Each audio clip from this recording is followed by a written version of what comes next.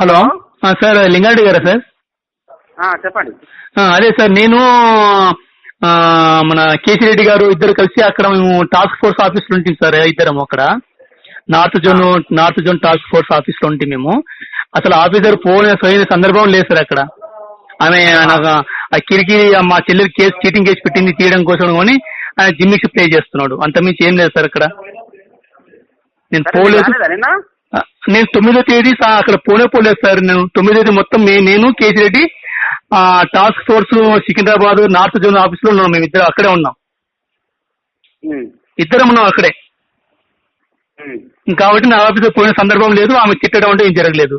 అదంతా falls sir. అది రమ్మని చెప్పినా కదా మీకు రాలేదు సార్. నేను అక్కడ లేను సార్. నేను వెంటనే అక్కడ బండి ఎక్కేసేసి మేము వెళ్ళిపోయాను. మీరు ట్రైన్లో ఉండగా ఫోన్ చేశారు.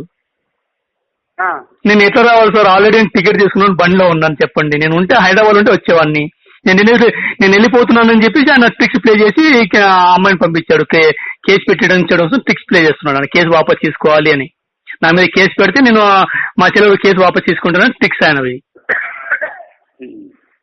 సరే సరే. మళ్ళీ మళ్ళీ మళ్ళీ మరి నెక్స్ట్ ఎవరికి అప్ప చెప్పారో ఆ కేసు వాళ్ళు చేసినప్పుడు ఏం చెప్తారో చెప్పండి.